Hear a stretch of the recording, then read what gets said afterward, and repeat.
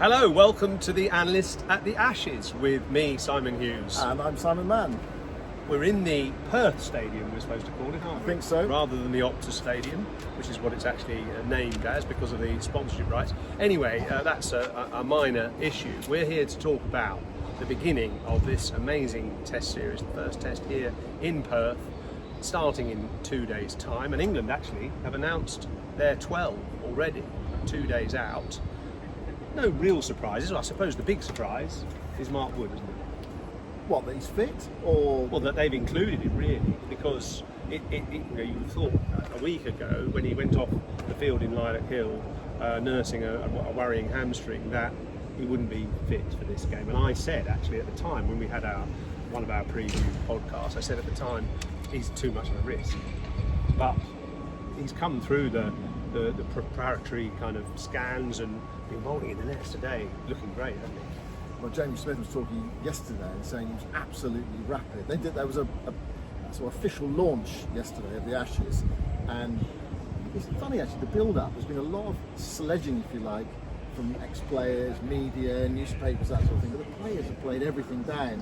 And so there were 4 people turned up yesterday to talk up the Ashes, and that was about the only sort of half a sledge really on. He's been absolutely rapid in the nets. Mark Wood. There he is, look, actually, he's just on the outfield there. He looked a bit like Michelin Man with his leg strapped up on one side, his left leg strapped up. I mean, God knows how long it takes him to get ready before he bowls. But incredibly, I mean, he's looking fit, and England want to play him. In a way, I see that because I did say that it was too much of a risk. But actually, if he can bowl 12, 15 overs in innings, why not go for it now? What's the point of waiting? Hit them hard while everyone's hopefully fit, and some of the Aussies aren't. Yeah, and England want to go hard at Australia with pace. So it looks as if they're going to play 5 pace bowlers. They have included Shah Bashir in their 12. There was some talk it might be Will Jacks, and obviously gives you the batting option. But I mean, it'd be really weird, wouldn't it, to have the Bashir project over a couple of years and then get to a pitch that they think might spin and has got some bounce, and then don't have Bashir in the 12. So he's there, but I think England's inclination is to go with 5 quick bowlers and really hit Australia hard. Now some people say 5 pace bowlers is one fast bowler too many, but what it does mean is that you can sustain that fast bowling pace throughout the day. Sometimes you have 4 and you get to a stage where it's lovely to have a 5th just to keep it going. You've got to go to the spinner or the part-timer. Whereas in this test match, it looks as though England will be just able to be relentless with pace, and it's not something that happens very often. And most people say, you don't need 5, you only need 4. But England have got the ammunition, and they seem to be prepared to use it. So this test series, of course, is exclusively live on TNT Sports, and this podcast is also sponsored by TNT Sports. You can watch TNT Sports if you go to either EE or Sky or Virgin Media. You do need a subscription, of course, especially if you want to access it on Discovery Plus. You must be at least 18, and of course you do need that subscription. But TNT's live coverage, starts 2:30 in the morning on, it'll be Saturday morning, won't it? Friday. Do that again. It's not 2:30. The match starts at 20 past 2.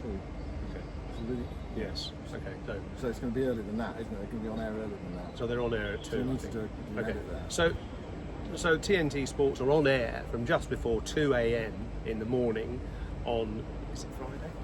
Yeah. It is Friday. Yes. I get confused with that. Okay. Yeah. So TNT Sports is going to be on air from 2 a.m. on Friday morning, very early, and the play starts at 2:20. A strange time actually. It's 10:20 local time in Perth, but that's when it gets underway. And we're also going to talk today, because our podcast is also sponsored by Betfair. We're going to talk about the Betfair odds, how they see the series, the match, and also some individual performances. We'll come to that. But I suppose first I should just say, to give some perspective, some context on this test match, it will be the 362nd test match between Australia and England, starting of course in 1877. And in that time, of course, Australia have won a few more. How many more? Oh. No, don't worry. 30 more? I won't challenge you. Actually, 40 more. 40. Australia have won 152, England 112, and there've been 97 draws. So Australia have always been just bossing this series slightly more. I must think, and I'll come to this in a bit, I just got a hunch that this one's just going to turn the tables on England, on Australia rather, slightly. I think England could win. I'll explain that in a bit. But another little stat that's quite interesting, and that will give England some encouragement. The last time two Australian debutants were opening the batting and the bowling in the same game was in 80. Sorry. The last time two Australian debutants were opening the batting and the bowling in the same match was in 1982, that Ashes series, and that was who? Oh, you could have warned me. Kepler Vessels. Yeah, You would never have got that. Well, and the other one is even harder to get, actually. Carl Rackerman, who opened the bowling for Australia in the 1982 series. That was the famous series when England won by 1 run. Remember when the ball was snicked through to the slips, and Chris Taveray, I think, fluffed 2 runs. 2 runs, was it? Sorry. That match, of course, was run by 2 runs. Chris Taveray fluffed the catch, and it was taken by Jeff Miller running back. Famous game. Didn't help England win the series, but it was an amazing match, that series. So this is the first time since then that Australia have a debutant opening the batting and the bowling. That's Jake Weatherall with the bat, and Brendan Doggett with the ball, with the withdrawal of both Pat Cummins and Josh Hazlewood. They're giving a debut to this quite skiddy, quite impressive fast bowler, but he's not young. He's 31, and all Australia's team are 30, apart from Cameron Green. So, you know, an older, they've been, you know, a few words about the Dad's Army and all that. Who do you think you are kidding, Mr. Stokes, if you think Australia's done? Yeah, I mean, he's not being drawn into that. So we'll hear a little bit from Stokes shortly. He did an interview with some of the press guys earlier, and we'll hear a bit from him. But he's not being drawn on whether it's Dad's Army or not. In fact, I mean, wisely, he said, look, you know, we're not taking this at all lightly, even though they've lost 2 of their fantastic bowlers. We're treating it exactly the same as we would any other series, which is the right thing to say, of course. Yeah, and there's 2 ways of looking at it. You could say that these are now mature cricketers who really know their games. That's one way of looking at it, isn't it? I mean, it does seem incredible that the 2 debutants are both 31. I mean, normally you think of debutants in Test match cricket. I mean, if they're super talented, you know, they made their debut at sort of 21, 22, something like that, don't they? And if they're, you know, reasonably mature, but, you know, very good cricketers, you often think of 24, 25, 26. Andrew Strauss, for example, I think was 26, 27 when he made his debut. He still played 100 Test matches. Yeah. But you know, to make your debut, 2 people in the first Ashes Test to make your debut at 31, it's quite something. And this is an Australia team that feels as though, well, is it on the decline? Has it got one more big effort in it? Who's going to last the series? You know, there are a few creaking bodies out there, and a few creaking bodies not going to start the series. We think that Cummins is going to play the 2nd Test match. Hazlewood, TBD really. You get a hamstring injury, they kind of tell you when they're ready rather than the other way around. You can't sort of force them, and it's a big risk. You know, you play a game and the hamstring's not quite right, and then you break down, then that's probably out of the series. And of course, you know, a problem for the game in which you break down as well. So that's a tricky one for them. But I mean, they sort of say actually that Cummins is ready to go. They feel like he's ready to go now, and they're not quite going to risk him in this game. So it is going to be Steve Smith, the captain. But you know, Australia, they've got lots of talented cricketers, and we'll go on to our predictions for the series shortly. I know everyone's been waiting for those. Waiting, right? But I think there are a few scenarios in this series. But you know, one of the themes of the series is the age of the Australian side and who is going to be, you know, who's going to play in the next series. You know, are they going to have 3 or 4 retirements? Is it going to be the last hurrah for a few of them? So that is the thing. You know, can England exploit that? So that's one of the issues. But I mean, it does look as though Cummins back for the next game, and that will be big for Australia. They haven't had to revamp things too much in their team. Just bring in a couple of bowlers, albeit one of them's Boland, who's got a great record here, and one of them's, you know, bowling really well in Sheffield Shield cricket. So it does weaken them a bit, but they've still. I mean, look, if you bowl for Australia, you're going to be a good cricketer, aren't you? I mean, they're not going to bring in a dud. No, not quite. No. I noticed you've been doing the Aussie wave there already, early doors. The Aussie wave, the famous Aussie wave. flapping the flies away. They are particularly bad in Western Australia for some reason. I played a season here a while back. The flies just get on your nerves. They're bush flies. They're small and they don't harm anything, but they just get in everywhere. They get in your eyes, they get in your ears, they get up your nose. It's just really infuriating. And also, Perth is slightly different to the rest of Australia, isn't it? It seems the fly is a God's sick joke, I think, because it's in many other ways Perth is so beautiful. I mean, I posted a couple of things on Instagram. The environment around this stadium, quite near the Wacker, just across the Swan River from the Wacker, but the river is all around us here, waterways and parkland, and it's actually a very sort of tranquil kind of area around this stadium. And in Perth generally, stunning beaches. The weather here is incredibly reliable. You get the big doctor, the Fremantle doctor coming in the afternoon, the wind off the sea, but apart from that, it's normally very steady. Down, though. Well, actually, it's ideal. You won't probably get too much of that this early in the summer. Actually, you tend to get the doctor comes in sort of more like December, January, and we're still mid-November. So actually, the temperatures for the Test match are going to be quite pleasant. I think 27, 28, maximum, around that. Maximum, I think, and some cooler. Actually. Yeah, some days cooler. And actually, Australia's practice this morning was halted by lightning. Yes. So the lightning protocols came into play, and they had to move away from the nets for half an hour. So there's been a bit of rain around in the build-up. There was some drizzle this morning. There was a bit of drizzle yesterday. But I think the forecast for the Test match is good, but not baking hot. No. I mean, I've been here when there was the famous Test match where all the journalists some of the journalists had to put their computers in the fridge to cool them down because it was so hot. It was like low 40s. Yeah. So it's not that sort of heat. No, which is good for England, isn't it? Because it means that they're not going to be dealing with horrendous temperatures, and obviously bowling primarily or probably totally a seam attack. That makes it a bit more comfortable for them. How's the pitch going to play? I mean, it looks slightly green at the moment.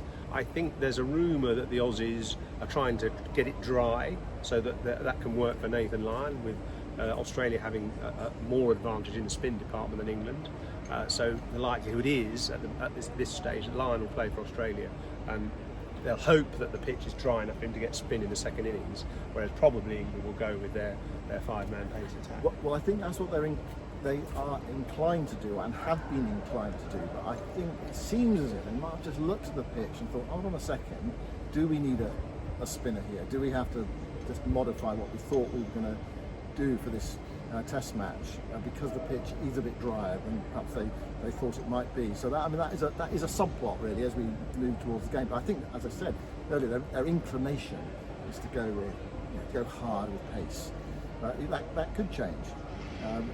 There'll certainly be plenty of carry on this pitch. They've used the same kind of soil as was at the Wacker, just over the river. So it'll have good carry. I think probably it won't be quite as quick as the Wacker, because the Wacker was sort of glass-like almost, and the ball would really fly off and get the bounce as well. Whereas here, it might be a bit more kind of springy, sort of tennis ball bounce, without quite the same venom in terms of pace, but still quite a bouncy pitch, and certainly a contrast to what England were playing on at Lila Hill up the road, a few days ago. So, fascinating. I mean, I love Western Australia actually, because it is a very sport-orientated region of the country. There's just cricket grounds everywhere, and the nets are fantastic. In fact, I was talking to Marcus Ruskothic this morning, the England batting coach, and he said the nets here have been amazing. So much better than anywhere else that you practice. England, he said, it's difficult to get really good nets and let the bowlers fly. Whereas here, the pitches have been superb. And I just remember that actually from playing club cricket here 20 years ago, 30 years ago, that the pitches were beautiful to practice on as well as to bat on. And that's why, probably why Australia produces these very good players of quick bowling. The ball comes onto the bat lovely. They're very good at cutting and pulling. Not so good when the ball's nibbling around, perhaps. But it does produce cricketers who are very robust, who are strong, quite sort of aggressive.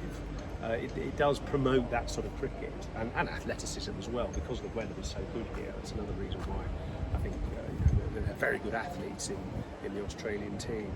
So it does feel like this has been as big a build-up for the Ashes as probably 2005. I hope some of you have enjoyed our 2005 Ashes series, by the way. The 6-part series is on YouTube. It's also on this podcast platform. We got lots of interesting interviews, and we chatted through the different matches with the footage as well. Well worth watching. But I just remember the first morning of that series at Lord's, and the way these sort of two boxers who've been chained up for months just let fly at each other. And I sort of feel it's been a bit like that with this build-up as well, with lots of, as you said, ex-players getting stuck in, and lots of sledging on the airwaves, less so from the players, obviously, but the players can't wait to get going, you feel. Yeah, Alex Carey spoke yesterday. He was one of the 4 people who spoke yesterday in the sort of official launch. I think he used the word excited 6 times. Really? In his sort of TV or broadcast interaction. So you just want to get going now, don't you, and get it underway. I mean, it feels that the build-up has been going on for so long. It's much anticipated because England come here with a semblance of a chance, in the way that perhaps in 2013 they probably came here with a chance, but got blown away by Mitchell Johnson. The last 2 series, I think I always thought Australia were going to win and win comfortably. This time, England are in it, aren't they? Because of the way they played in the last couple of years. They've got a very settled top 7, and they've got some ammunition. They've got some pace bowlers. So what they haven't got is what Australia have got is a class spinner who may be moving towards the end, but he's got a whole bag of wickets and he's got all that experience. So they have got some tools in their kit bag that can unsettle Australia. And we go back to that last series in England. Okay, albeit England have been good at home against Australia for 20 years, and they did unsettle them. People say there was no Bazball, mate. Last time there was, there was some Bazball. Remember that day at Old Trafford where Pat Cummins just didn't know who to turn to next, as England thrashed them everywhere. The Oval, the second innings, even the first day at Edgbaston. England did take it on, and they did have a go. So there is that. I think there's that free-song excitement about that, the possibility of that. But England, they need to box clever, don't they, in this series? Big bang with square with the wicket. So if you take on the pull shot, you've got to be careful. We all remember what happened at Lord's when England, it felt as if it had a great opportunity, and a lot of the players were out on the hook. So there's so much anticipation. It is now time to get going, isn't it?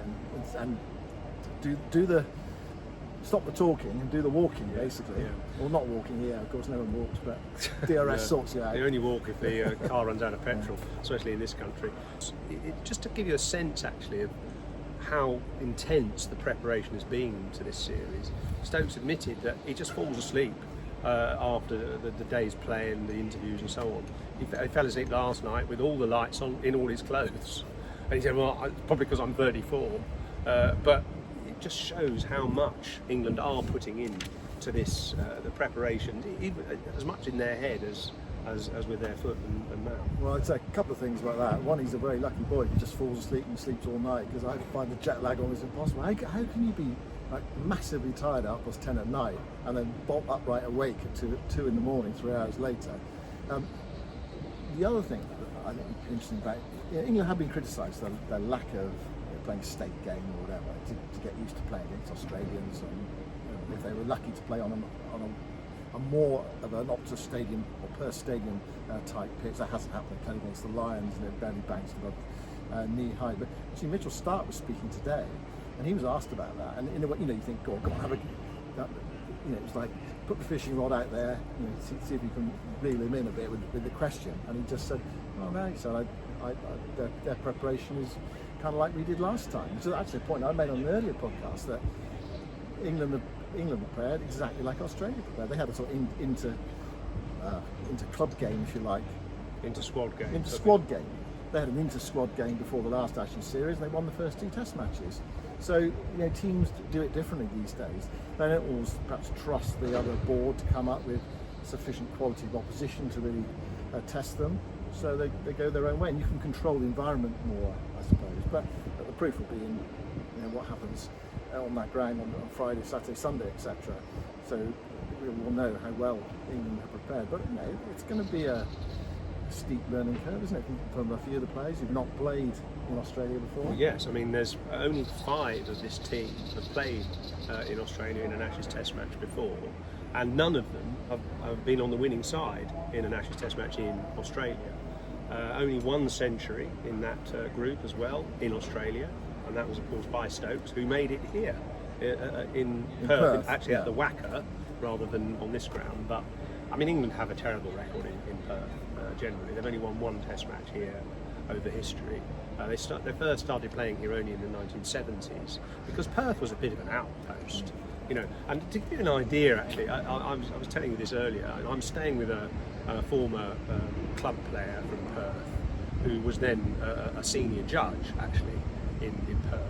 And you know, just to show the sort of contrast in people's lifestyles out here, he's got a big Toyota Land Cruiser, which he's had adapted to put a kind of living quarters on the back, and he drives out into the outback a couple of times a year in the sort of October, November, before it gets too hot. He drives for several hundred miles out into the outback with a couple of mates, and they park up in the desert basically, and they walk out with their metal detectors trying to find gold, prospecting for gold. Incredible, isn't it? It's almost like a throwback to the 1880s, the gold rush. Are they successful? Well, yeah. They find these little nuggets, sort of 2 foot under the ground. They go digging and they walk around and they find, you know, the metal detector goes bleep, and they dig where it suggests, and they find a little nugget or 2, brush it off, take it home.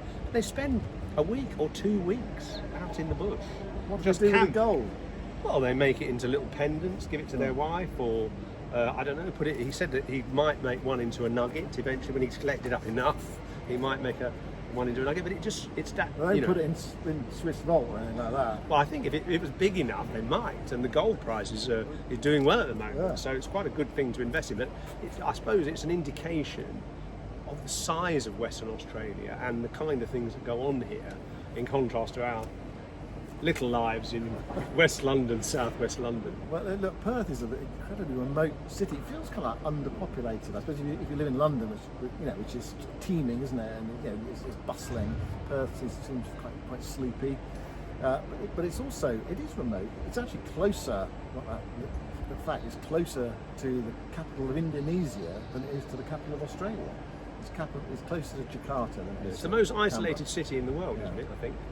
Yeah, so it does feel like that slightly, doesn't it? But they're all going to be in here on Friday, aren't they? I mean, they're going to be packing, sold out the first 3 days, 60,000 people, probably, I was going to say 50,000 Aussies, maybe 40,000. I mean, there's a lot of Brits have come out, aren't there? So it's going to be a lot good of mixture. Brits live here in Perth Yes, as well, yeah. don't they? It's a nice climate out here, and but it'd be wrong to characterise Perth, I think, as sleepy, but it's kind of like relaxed, isn't it?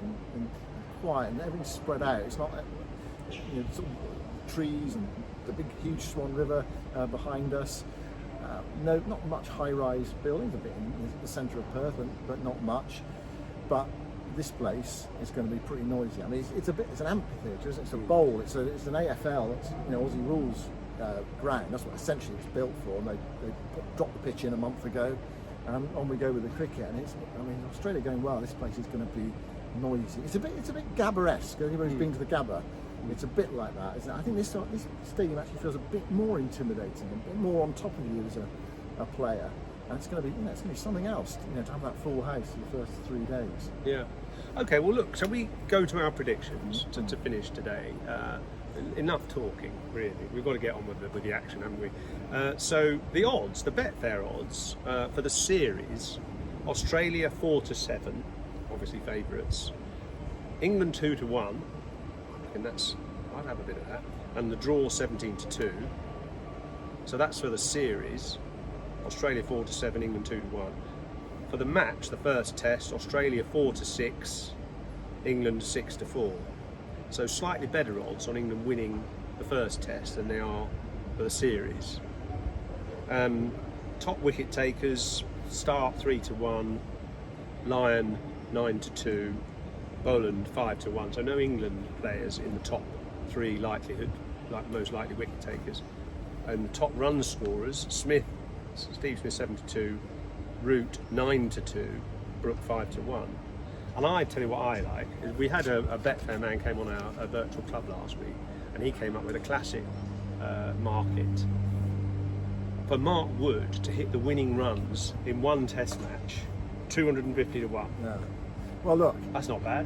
Well, you say that though, Yoz, but England haven't won a Test match here in the last 15 attempts. The last time they won was in Sydney in 2010-11. So England to actually win a game would be something, wouldn't it? After you think of that record, and you're actually asking Mark Wood to be batting at the time and to be on strike and to hit the winning runs. I can understand why. Even to play in the game as well. The game, I suppose. Yeah. How many games is he going to play? All 5? So no, it's quite. It's a niche market. You can have a go with your tenner if you want. I'm going to have a go with that. I definitely am going to have a go. And I'm going to talk to Woody and say, make sure you're in the denouement of one of these games. So we've got to kind of give it our predictions now, haven't we? So do you want to start or me? You can go first if you want. Okay, well, I think, this is a hunch, obviously. I think England will win the series 3-2.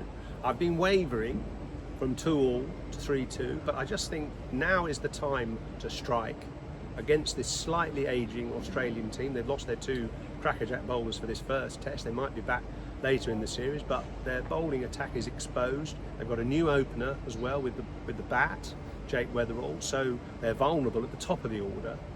I just think now is the time, and I feel that Stokes and McCullum are on a mission. McCullum has never won a Test series here with New Zealand. Stokes has never won a Test series here with England.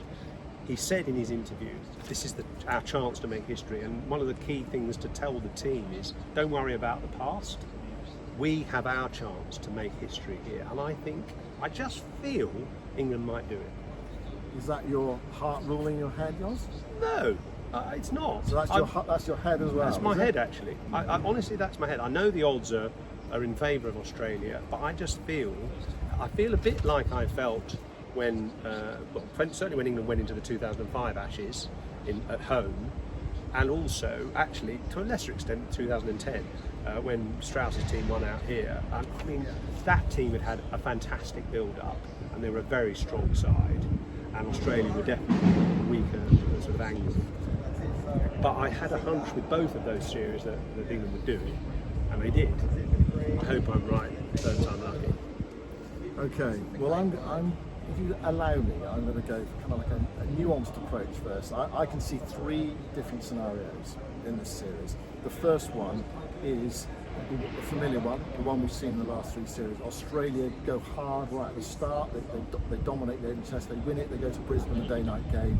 They win that. They've got a good record in Brisbane, although they have lost the pink ball test to the West Indies at Brisbane. So they're 2-0 up, and they're well on the way, and they dominate the series and win 4-0, possibly 5-0.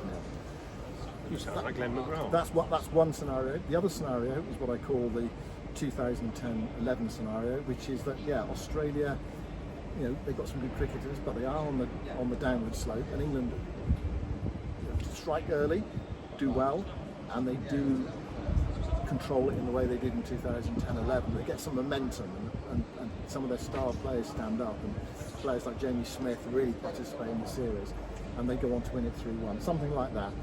And the third option is you really are sitting on the fence. Well, no, I'm not going to sit on the fence because I'm going to tell you what I'm saying is I can see the thing is this series has got feels like they've got some plots ahead, and those are 2 of them. You can see the series going down those 2 avenues. The third one is that it is competitive, but Australia at home are just a bit too strong, win the key moments, and are good enough to win and take the series 3-1. And so that is my prediction. Australia are going to win 3-1. Interesting. But you can see the other 2 as well. So it's a bit of a mug's game, isn't it? Doing predictions. That's kind of how I feel about the series ahead of us. It is a mug's game because at the moment it's so difficult to judge this. Players are injured. Players haven't played any cricket for 6 months. I think those are the unknowns, aren't they? Those are the factors that just makes it kind of hard to predict. I mean, if Wood bowls in the middle on Friday or Saturday, like he was bowling in the nets, it will be like Headingley 2 years ago, where he took 6 for and bowled brilliantly, and he'll be a real change. He'll be the X factor for England. If he doesn't play, and perhaps they're slightly deflated as a result of him not passing a fitness test, or he doesn't perform so well, Or breaks down. or breaks down. Things could go a little wrong. I'm not saying Wood is the key to it, but certainly if he and Archer can both really fly, that's a massive advantage for England, especially in this first Test match with no Hazelwood and no Cummins for Australia. There has been a narrative that's developed actually over the last few days since we knew that Hazelwood was out of this Test match, and it's kind of like the Australians saying, "Well, if you can't beat us in this game, you're never going to beat us." So it's like putting the pressure back on England. Strangely, you come into the series, and think, well, England are underdogs. They can kind of go under the radar a bit, despite the fact that they play this quite bold form of cricket. But now it seems like Australia's trying to heat not the players, but kind of the media trying to heat the pressure on England a bit. So you've got to do us here, otherwise you've got no chance. Is that the case? Well, not necessarily, but it does feel like an opportunity. But Australia's got many good, tough cricketers, as I like to say. Yeah. And it's they're home and they're in the West. It's the West Test. They've got a big crowd in, roaring them on, and they've been used to these conditions. And of course, you go to the next game at the Gabba, it's a pink ball game. England barely play any pink ball cricket. So, and it's the Gabba as well, where Australia normally beat England. So they're all big games, but if England go 1-0 down, and they come back from that, well, they could, but I think Australia will be on their way. Yeah, certainly one of the things that, just to finish, is that I think what Stokes and others are approaching this with a mentality is a sort of impact, is seize the moment. It sounds a bit like a cliche, but it is important. It's not so much about the long game, actually. What he said in his interview was, we have to go in with a plan, and we make sure we try and execute that plan. If it doesn't work, we have plan B or plan C, and it can be a bit nuanced. But he said in past series that he's played in the Ashes, England haven't really had a plan, particularly, and they've tended to sort of let the game control them. Now their mission is to control the game, to take the game on and boss it, and they've got the players to do that. Australia will obviously hit the back of them hard, but I just feel England could get a bit of momentum if they do well in this Test match and take the series. I was listening to Ian Chappell speaking on Channel 9, and saying, he was no fan of Joe Root's captaincy, but he was really great admiration for Ben Stokes. He said because he tries to win the game from the first ball, and he says as a opposition captain that puts pressure on you, because it kind of takes the draw out, and you think, well, it's either going to be us or them. It's not going to be the halfway house of the draw.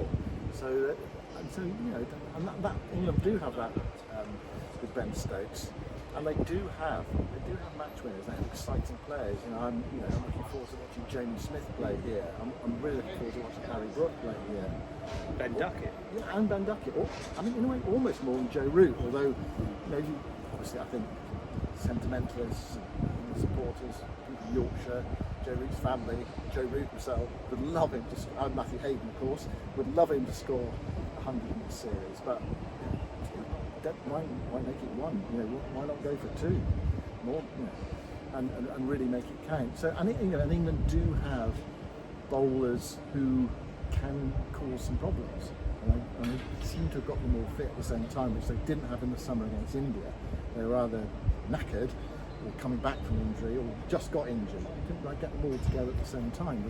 Here it looks as though they might be able to do that, but there's so many imponderables, and things can all go wrong straight away. Everyone has a plan until they're punched in the face. Who knows who's going to punch the other person in the face first in this Ashes series? Anyway, maybe that's enough talking. Now it's time for the action. So the action starts on Friday morning, 2:20 a.m. on TNT Sports, and also, of course, on TMS. BBC TMS has got the rights to the radio coverage as well. There'll be about 5 Australian radio stations covering it, all in their different styles. It's actually quite fun to yes. I did this do a last recording time. of them all at the same time and mix them all together. I'm going to do that actually, because I did that actually a few years ago when Australia won the Ashes at Perth. It would have been 8 years ago actually, and I did actually record the winning moments in 2 different radio boxes. So I managed to be in 2 places at once. Genius.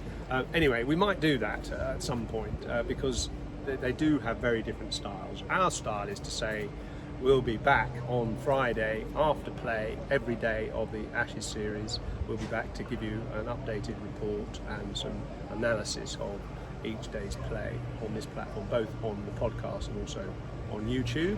Thank you very much to TNT Sports for sponsoring, also to Betfair. We'll post the odds online as well, so you can follow the path of the series and the predictions and so on. We'll be back on Friday evening. I hope that's whetted your appetite. If your appetite wasn't already whetted, we'll speak to you again on Friday. Thanks very much for listening.